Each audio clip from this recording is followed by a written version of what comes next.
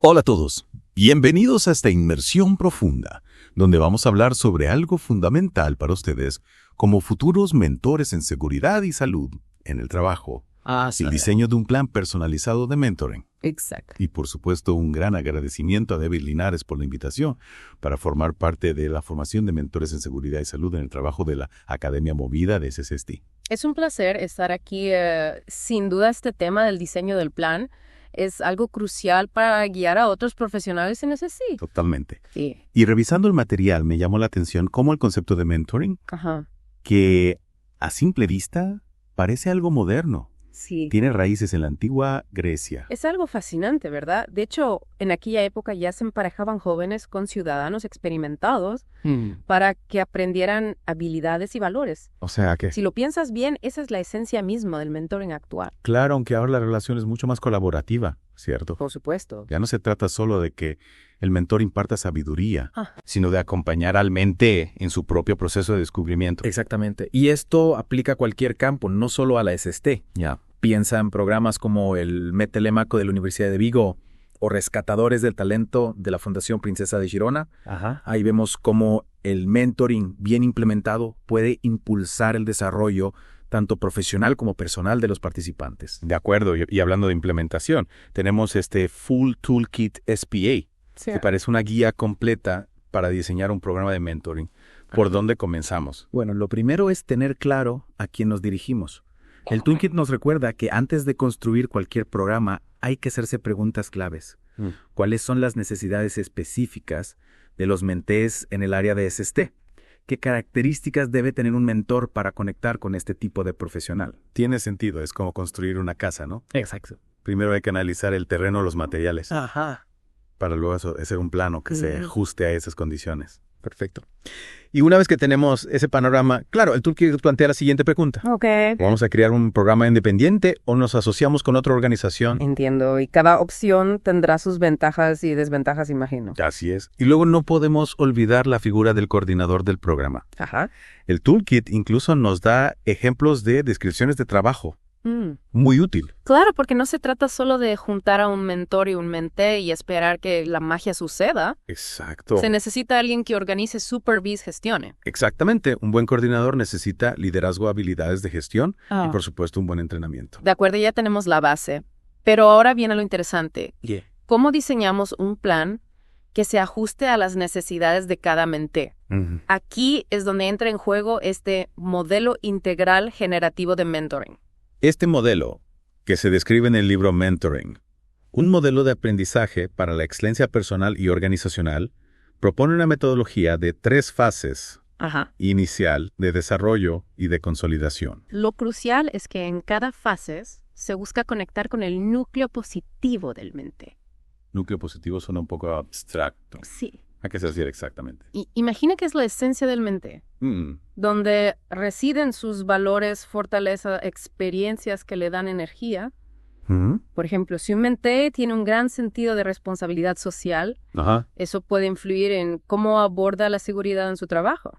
Ya ve, no se trata solo de enseñarle técnicas de SST, Ya. sino de ayudarla a integrarlas con su propia visión del mundo. Exacto. Y para lograrlo, la elección del mentor es fundamental. No se trata solo de que tenga experiencia en SST, Ya. sino que pueda conectar con el mentee a nivel personal. Claro, porque no cualquiera puede ser mentor. Precisamente el toolkit nos advierte sobre ciertas red flags que nos pueden indicar que alguien no es adecuado para ser mentor. Por ejemplo, si un candidato busca ser emparejado con un mentee de forma inmediata, Ajá. sin pasar por un proceso adecuado, es una señal de alerta. Entiendo como si tuviera algún interés oculto. Qué importante es ser meticulosos en la selección. Totalmente. Y hablando de selección, hay características que buscamos en un mentor ideal. Sí. El libro lo describe como alguien con buen bagaje experiencial fruto de la reflexión profunda. Me gusta, esa frase implica que no solo ha acumulado años de trabajo, sino que ha aprendido de sus propias vivencias Exacto. y puede compartir esa sabiduría. Exactamente. Y esa experiencia se traduce en la capacidad de guiar, de ser un modelo a seguir. El mentor debe inspirar al mentee a crecer, a superarse. También a desafiarlo, ¿no? A salir de su zona de confort. Sin duda, un buen mentor no teme plantear preguntas incómodas, empujar al menté a pensar de forma diferente. Y a actuar, porque de nada sirve la teoría sin la práctica. Totalmente. El mentor debe ser un facilitador de la acción, ayudar al menté a convertir sus ideas en realidades. Y hablando de acción, ¿cómo estructuramos las sesiones de mentoring para que sean efectivas? En primer lugar, hay que establecer expectativas claras. Tanto el mentor como el menté deben comprender los objetivos de la relación y comprometerse a trabajar para alcanzarlos. Como un contrato de mutuo acuerdo, ¿no? Buena analogía. Y luego la guía de mentoring para empresas de Asana nos recomienda definir un cronograma. ¿Con qué frecuencia se reunirán? ¿Por cuánto tiempo? ¿Dónde? Me imagino que esto depende de la disponibilidad de cada uno. Sí. También del tipo de programa. Exactamente. El toolkit sugiere varias opciones. Mentoría en el lugar de trabajo, mentoría en la comunidad. Hay que ser flexibles. Y también creativos. El toolkit menciona talleres, reuniones sociales. Justamente el objetivo es mantener al menté motivado y fomentar la conexión entre ambos. Y no olvidemos la importancia de comunicación entre sesiones. Okay. El toolkit sugiere a los mentores solicitar activamente la retroalimentación de los mentés. Es fundamental. El mentor debe estar atento a las necesidades del menté, ajustar su enfoque en función de su progreso. Un mentor proactivo. Y ahora, ¿qué me dices de la evaluación del programa? ¿Cómo sabemos si realmente está funcionando? El toolkit nos proporciona una lista de verificación para evaluar el programa en todas sus etapas, desde la claridad de los objetivos hasta la eficacia del proceso de emparejamiento entre mentor y menté. Y también la satisfacción de los participantes. No olvidemos que el mentoring debe ser una experiencia enriquecedora para ambos. Exactamente, la evaluación nos permite identificar áreas de mejora, ajustar el programa para que sea aún más efectivo. Hablando de efectividad, ¿cómo medimos el impacto real del mentoring en los mentees? Es una pregunta compleja. El toolkit nos advierte que no existe una fórmula mágica para medir el impacto. Sin embargo, existen métodos para evaluar el progreso, como las pruebas pre y post que mencionamos antes. Es decir, comparar la situación del menté antes de iniciar el programa con su situación al finalizarlo. Exacto. Y aunque esto no nos da una medición exacta del impacto del mentoring, sí nos ofrece una idea del crecimiento del menté durante el proceso. Y también podemos recopilar testimonios de los participantes. Por supuesto. Conocer sus experiencias de primera mano. Sin duda, las historias de éxito son una poderosa evidencia del valor del mentoring. Y una fuente de inspiración. Porque al final el objetivo del mentoring es empoderar a las personas. Totalmente, ayudarlas a descubrir su potencial, a superar sus límites, a convertirse en la mejor versión de sí mismas. Y en el caso del mentoring en SST, estos se traducen en profesionales más competentes, más conscientes de la importancia de la seguridad y la salud en el trabajo. Exacto, y eso beneficia a todos, a la empresa, a los trabajadores y a la sociedad en general. Un círculo virtuoso. Sin duda, el mentoring es una inversión a largo plazo, con beneficios que se multiplican en el tiempo, pero hay un aspecto que aún no hemos explorado a fondo. ¿Cuál? ¿El lado humano de la relación mentor-mente? Me intriga saber cómo se maneja el aspecto emocional. El toolkit no profundiza mucho en ese tema. Es un punto crucial. La gestión de las emociones es clave en cualquier relación interpersonal. Y más aún en una relación de mentoring, donde se exploran temas profundos y a veces delicados. Es decir, que el mentor debe estar preparado para lidiar con las emociones del menté. Claro. Ayudarlo a canalizarlas de forma positiva. Exactamente, y para eso la empatía es fundamental. El mentor debe ser capaz de ponerse en el lugar del otro, comprender sus sentimientos. Y también debe ser capaz de establecer límites. El mentoring no es terapia. Exacto. Y el mentor no debe asumir el rol de psicólogo. Totalmente de acuerdo. El mentor debe saber reconocer cuando el menté necesita ayuda profesional y derivarlo a un especialista. Un punto muy importante. Y hablando de límites, ¿cómo se maneja la confidencialidad en la relación mentor-menté? La confidencialidad es un pilar fundamental del mentoring. El menté debe sentirse seguro de compartir sus inquietudes, sabiendo que sus conversaciones serán respetadas. ¿Existe algún tipo de acuerdo de confidencialidad que se firme al inicio del programa? Es una buena práctica, sin duda. De esta forma se formaliza el compromiso de ambas partes con la privacidad de la relación. Y también se evitan malentendidos o situaciones incómodas en el futuro. Exactamente, la transparencia es clave para construir una relación de confianza. Y hablando de confianza, ¿cómo se manejan los conflictos que puedan surgir entre mentor y menté? Los conflictos son inevitables en cualquier relación. Sí. Y la relación mentor-menté no es la excepción. Lo importante es abordarlos de forma constructiva, ¿verdad? Precisamente el mentor debe tener las habilidades para mediar en los conflictos, facilitar la comunicación entre las partes. Y si el conflicto no se puede resolver a nivel de la relación, ¿a quién se recurre? El coordinador del programa de mentoring debe ser el mediador en última instancia. Su rol es velar por el buen funcionamiento del programa y la integridad de las relaciones. Un guardián del proceso. Exactamente. Y recordemos que en casos extremos se puede optar por disolver la relación mentor-mente. Entiendo que esto sería la última opción. Sí. Cuando se han agotado todas las vías de resolución del conflicto. Así es, y en ese caso el coordinador del programa debe acompañar al menté en la transición, buscando un nuevo mentor que se ajuste a sus necesidades. Un proceso delicado que requiere sensibilidad y profesionalismo. Sin duda, y ahora que hemos explorado el aspecto emocional del mentoring, ¿Te parece si nos sumergimos en el mundo de la práctica? adelante, compartamos algunas herramientas y estrategias que los mentores pueden utilizar en sus sesiones. Me encanta esa idea, porque al final la teoría es importante, Sí, pero la práctica es la que convierte el mentoring en una experiencia transformadora. totalmente de acuerdo. Y cuando hablamos de herramientas, hay una que destaca por su sencillez y a la vez su poder, la pregunta. Cierto, siempre se dice que un buen mentor es un maestro en el arte de preguntar. Pero, ¿qué tipo de preguntas son las más efectivas en una relación de mentoring? El libro que venimos mencionando, Mentoring, un modelo de aprendizaje para la excelencia personal y organizacional, habla de dos tipos de preguntas particularmente útiles, las provocadoras y las generativas. Suena intrigante. ¿Podrías explicarnos un poco más sobre estos tipos de preguntas? Las preguntas provocadoras son aquellas que sacuden al menté, que lo obligan a cuestionar sus suposiciones, sus creencias, a salir de su zona de confort. Como una especie de electroshock mental, ¿no? Exactamente. Lo llevan a confrontar perspectivas que quizás no había considerado. Y luego, las preguntas generativas son las que lo impulsan a buscar soluciones, a crear nuevas ideas, a visualizar posibilidades. Entiende un tipo de pregunta, abre la mente, y la otra la pone en movimiento. Precisamente. Y la combinación de ambas es clave para guiar al menté en su proceso de aprendizaje y crecimiento. ¿Y podrías darnos algunos ejemplos concretos de cómo formular estas preguntas en el contexto de las ST? Por supuesto, imagina que un menté se siente estancado en un proyecto relacionado con la seguridad en su empresa. Una pregunta provocadora podría ser, ¿qué pasaría si decides no hacer nada para cambiar esta situación? ¡Wow! Esa pregunta lo obliga a enfrentar las posibles consecuencias de su inacción. Exactamente, lo saca de la pasividad y lo pone en alerta. Y luego, una pregunta generativa podría ser, ¿qué recursos o aliados dentro de la empresa podrían ayudarte a impulsar este proyecto? Ahí el enfoque cambia, lo lleva a explorar soluciones, a buscar apoyo. Justamente. Y además de las preguntas, hay otra herramienta fundamental para el mentor, el feedback constructivo. El feedback, un tema que a veces genera cierta tensión, ¿no?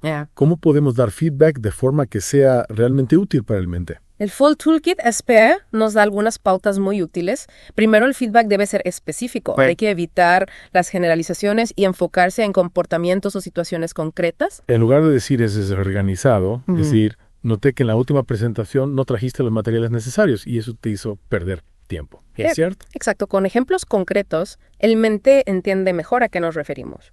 Segundo, el feedback debe ser oportuno.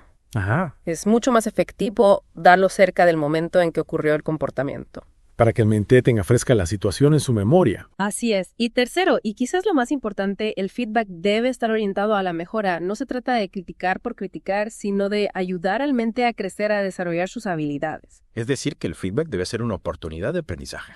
Exactamente. Y para que el aprendizaje sea más profundo, es crucial que el mentor facilite la reflexión del menté. Reflexión. ¿A qué te refieres con eso? A guiar al menté para que analice su propia experiencia, que extraiga aprendizajes de lo sucedido, podemos usar preguntas como ¿qué aprendiste de esta situación? ¿Cómo podrías haber actuado de forma diferente? ¿Qué harás la próxima vez que te enfrentes a un desafío similar? Preguntas que lo llevan a mirar hacia adentro, a conectar con su propio proceso. Exactamente. Y ya que hablamos de conectar, el toolkit también destaca la importancia de incorporar actividades a las sesiones de mentoring. Sí. Hablamos antes de talleres, reuniones sociales. ¿Qué otro tipo de actividades se podrían implementar? Depende mucho del tipo de programa y de los objetivos de la relación, pero algunas ideas podrían ser visitas a empresas con buenas prácticas en SST, asistencia a congresos, leer un libro en conjunto y luego discutirlo, hacer role-playing de situaciones laborales. Un abanico de posibilidades. Lo importante, como decías, es que la actividad sea relevante para el mentee y que contribuya a su desarrollo. Hablando de desarrollo, me surge una duda. ¿Cómo podemos asegurar la sostenibilidad del programa de mentoring a largo plazo? Buena pregunta. El toolkit nos da algunas claves. En primer lugar, la evaluación continua es fundamental. No solo para identificar áreas de mejora, sino también para demostrar el valor del programa a la organización. Claro, si podemos mostrar con datos concretos cómo el mentoring impacta positivamente en el desempeño de los mentees, será más fácil conseguir apoyo para mantener el programa. Exactamente. Y otro factor importante es la gestión de recursos. El toolkit nos da información sobre cómo elaborar un presupuesto, buscar fuentes de financiamiento. No se trata solo de tener buenas intenciones, sino de ser realistas y planificar a largo plazo. Y por supuesto no podemos olvidar el factor humano. Se necesita un equipo de personas comprometidas, tanto coordinadores como mentores, para que el programa funcione. Totalmente, y ahí la formación continua es clave. Sí. El toolkit nos anima a buscar oportunidades de capacitación para los mentores, a crear una comunidad de aprendizaje donde puedan compartir experiencias y apoyarse mutuamente. Es decir, crear una especie de ecosistema de mentoring donde todos los involucrados se sientan parte de algo más grande. Exactamente, porque al final un programa de mentoring exitoso no es solo un conjunto de herramientas y técnicas, sino una cultura de aprendizaje y crecimiento que se extiende por toda la organización. Y hablando de cultura, hay un tema que me genera curiosidad. ¿Cómo se manejan las diferencias culturales en una relación de mentoring? Es un punto importante, sobre todo en un mundo cada vez más globalizado. El toolkit no profundiza mucho en este tema, pero nos da una pista al hablar de la importancia de la sensibilidad cultural del mentor. Claro, un mentor debe ser capaz de comprender y respetar las perspectivas y valores de su mente, incluso si son diferentes a los suyos. Exactamente. Y esto implica estar dispuesto a aprender a cuestionar sus propias creencias, a adaptarse a diferentes estilos de comunicación. Es decir, el mentor también debe ser un mentee en cierto sentido, ¿no? Siempre en proceso de aprendizaje. Sin duda, y esa apertura a lo nuevo es fundamental para crear una relación de confianza y respeto. Y hablando de confianza, hay un aspecto que me preocupa: ¿cómo se manejan las situaciones de abuso de poder en una relación de mentoring? Es un tema delicado pero crucial. El toolkit, aunque no lo aborda de forma explícita, nos da algunas herramientas para prevenir este tipo de situaciones. Por ejemplo, la selección rigurosa de mentores, la definición de límites claros en la relación, la supervisión constante por parte del coordinador del programa. Claro, se trata de crear un entorno seguro para el mentee, donde pueda expresar sus inquietudes sin temor a represalias. Exactamente. Y si se detecta alguna situación de abuso, es fundamental actuar con rapidez y firmeza. El toolkit nos recuerda que la seguridad del mentee es siempre la prioridad. Y en ese sentido, la figura del coordinador del programa es fundamental, ¿no? Como una especie de garante de la integridad del proceso. Totalmente. El coordinador debe estar atento a cualquier señal de alerta, intervenir cuando sea necesario y en casos extremos disolver la relación mentor-mentee. Un rol que requiere mucha responsabilidad y sensibilidad. Y hablando de roles, ¿cómo se define el rol del mentee en todo este proceso? Es una pregunta interesante. A veces nos enfocamos tanto en la figura del mentor que olvidamos que el mentee también tiene un rol activo en la relación. Claro, no se trata solo de recibir información pasivamente, sino de comprometerse con su propio desarrollo. Exactamente. El toolkit nos habla de la importancia del autoliderazgo del mentee. Autoliderazgo. Es la capacidad de tomar las riendas de su propio aprendizaje, de definir sus metas, de buscar activamente los recursos que necesita. El mentor es un guía, un acompañante, pero el protagonista del proceso es el mentee. Entiendo. En ese sentido, la comunicación entre mentor y mentee es fundamental, ¿no? Sin duda, el toolkit nos anima a crear un espacio de diálogo abierto y honesto, donde ambas partes se sientan cómodas para expresar sus ideas, dudas, inquietudes. Un espacio donde se pueda construir una relación de confianza y respeto mutuo. Exactamente. Y ahora, ya que hemos explorado a fondo los aspectos teóricos y prácticos del mentoring, ¿te parece si nos adentramos en el corazón mismo de la relación mentor-mentee? Adelante, hablemos de esa conexión humana que hace del mentoring una experiencia tan poderosa. Esa conexión humana que mencionas es la que realmente le da vida al mentoring. Va más allá de las técnicas y herramientas. Se trata de crear un vínculo de confianza, donde mentor y mentee puedan compartir sus experiencias, sus dudas, sus aspiraciones. Y en ese sentido, el mentor no solo comparte su conocimiento, sino también su propia historia, ¿cierto? Exacto, el mentor se convierte en un modelo a seguir no solo por sus logros profesionales, sino también por su forma de enfrentar los desafíos, de aprender de sus errores, de crecer como persona. Es decir, el mentor se muestra vulnerable humano. Y eso permite que el menté se sienta más cómodo para abrirse, para compartir sus propias inseguridades. Precisamente. Y en ese espacio de confianza, el feedback se vuelve más efectivo, las preguntas más incisivas, el aprendizaje más significativo. Y hablando de aprendizaje, recordemos que el objetivo final del mentoring es que el menté desarrolle su propio potencial, que se convierta en un profesional independiente y capaz. Totalmente. El mentor no está ahí para darle todas las respuestas, sino para guiar al menté en su propio proceso de descubrimiento, para ayudarlo a encontrar su propia voz, su propio estilo de liderazgo. Y en ese camino, el mentor debe estar preparado para celebrar los logros del menté, pero también para acompañarlo en los momentos difíciles, ¿no? Por supuesto, el mentoring no es un camino de rosas. Habrá momentos de frustración, de dudas, de tropiezos. Y ahí es donde la figura del mentor se vuelve crucial como un apoyo, un consejero, un amigo. Un compañero de viaje. Exactamente. Y para que ese viaje sea exitoso, ambas partes deben estar dispuestas a invertir tiempo, energía, emoción. El mentoring es una relación que se construye con paciencia, con empatía, con generosidad. Y con mucha comunicación, el Toolkit nos recuerda la importancia de establecer canales de comunicación claros y fluidos, tanto dentro como fuera de las sesiones. Es fundamental, mentor y menté deben sentirse cómodos para contactarse, para plantear dudas, para compartir ideas. Y esa comunicación debe ser bidireccional. El mentor no solo habla, también escucha atentamente al menté. Y observa el Toolkit habla de la importancia de prestar atención a las señales que nos envía el menté, tanto verbales como no verbales. Claro, porque a veces las palabras no dicen todo. Un buen mentor sabe leer entre líneas, detectar las emociones que subyacen a los comportamientos. Y actuar en consecuencia adaptando su enfoque, sus preguntas, su lenguaje para conectar con el menté de la manera más efectiva. Exactamente, el mentoring no es una fórmula rígida, sino un proceso flexible que se va adaptando a las necesidades del menté. Y en ese proceso de adaptación, la evaluación continua es fundamental, ¿cierto? No solo para medir el progreso del menté, sino también para identificar áreas de mejora en el propio programa de mentoring. Totalmente, el Toolkit nos proporciona herramientas para evaluar tanto el proceso como los resultados, y esa evaluación debe involucrar ambas partes, mentor y menté. Claro, porque ambos tienen una visión única y valiosa del proceso, y esa retroalimentación nos permite ajustar el programa, corregir desviaciones, potenciar las fortalezas. Y finalmente recordemos que el mentoring no termina con la finalización del programa formal. La relación que se ha construido puede seguir dando frutos a lo largo del tiempo. Es decir, que el mentor puede seguir siendo un referente, un consejero, un apoyo para el menté en su trayectoria profesional. Exacto, y el menté a su vez puede convertirse en mentor de otros, transmitiendo los conocimientos y experiencias que ha adquirido. Un círculo virtuoso que se expande y enriquece a toda la comunidad. Sin duda, el mentoring es una inversión a largo plazo con beneficios que se multiplican en el tiempo. Y con esto, queridos oyentes, llegamos al final de esta inmersión profunda en el mundo del mentoring en SST. Esperamos que las ideas y herramientas que hemos compartido les sean de utilidad en su camino como mentores. Recuerden que el mentoring es un arte que se aprende haciendo con pasión, con empatía, con la firme convicción de que podemos ayudar a otros a brillar. Hasta la próxima.